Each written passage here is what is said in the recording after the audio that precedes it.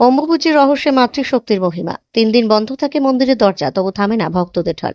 দেবী ঋতুচক্রকে ঘিরে গড়ে উঠেছে ভারতের অন্যতম বৃহৎ আধ্যাত্মিক সমাবেশ।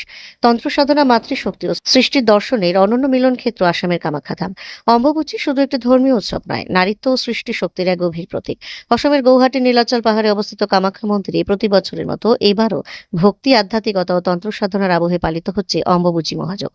২০২৬ সালে অম্বুবাচী শুরু হয়েছে ২২শে জুন এবং সমাপনী পর্ব অনুষ্ঠিত হচ্ছে ২৬শে জুন। এই সময় লক্ষাধিক ভক্ত, সাধু, সন্ন্যাসী ও তন্ত্র সাধক দেশের বিভিন্ন প্রান্ত থেকে কামাখ্যা ধামে সমবেত হন। হিন্দু শাক্ত ধর্ম তান্ত্রিক বিশ্বাস অনুযায়ী অম্বুবাচী হল দেবী কামাখ্যার বার্ষিক ঋতুচক্রের প্রতীক।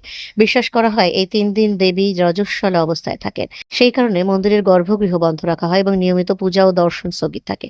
চতুর্থ দিনে বিশেষ শুদ্ধিকরণ ও ধর্মীয় আচার অনুষ্ঠানের মাধ্যমে পুনরায় মন্দিরের দ্বার খুলে দেওয়া হয়। ধর্মীয় বিশ্বাসের পাশাপাশি এই উৎসবে রয়েছে গভীর দার্শনিক তাৎপর্য। অম্বুবাচী নারীত্ব, উর্বরতা, সৃষ্টি শক্তি ও প্রকৃতির পুনর্জাগরণের প্রতীক হিসেবে বিবেচিত।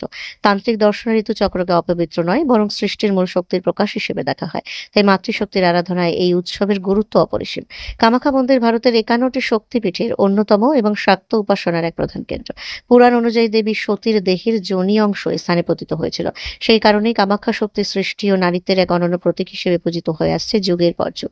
মন্দিরের আরেকটি বৈশিষ্ট্য হলো এখানে দেবীর কোনো প্রচলিত মূর্তি নেই। গর্ভগৃহে অবস্থিত একটি প্রাকৃতিক শিলাখণ্ড ও ঝর্ণাধারাকেই দেবীর রূপ হিসেবে পূজিত করা হয়। শতাব্দীর পর শতাব্দী ধরে এই স্থান তন্ত্র সাধনার অন্যতম প্রধান কেন্দ্র হিসেবে পরিচিত। অম্বুবাচী মেলার সঙ্গে কামাখ্যা মন্দিরের সম্পর্ক অত্যন্ত নিবিড়। দেবীর ঋতুকাল শেষ হওয়ার পর মন্দির পুনরায় খোলার সময় ভক্তদের মধ্যে অঙ্গোত্তক এবং অঙ্গবস্ত্র প্রসাদ হিসেবে বিতরণ করা হয়।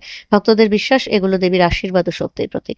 আজকের দিনে অম্বুবাচী শুধু একটি ধর্মীয় অনুষ্ঠান নয়, একটি নারীত্বের মর্যাদা, মাতৃশক্তির বন্দনা এবং প্রকৃতির সৃষ্টিশীল শক্তির প্রতি গভীর শ্রদ্ধার বহিঃপ্রকাশ। প্রতি বছর এই উৎসব নতুন করে স্মরণ করিয়ে দেয় সৃষ্টি শক্তি ও জীবনের উৎসকে সম্মান জানানোই ভারতীয় আধ্যাত্মিকতার মূল বার্তা। কামাখ্যা ধাম, গৌহাটি থেকে প্রতিবেদক প্রিয়াঙ্কা ঘোষ, খবরের ঘন্টা। জয় মা কামাখ্যা।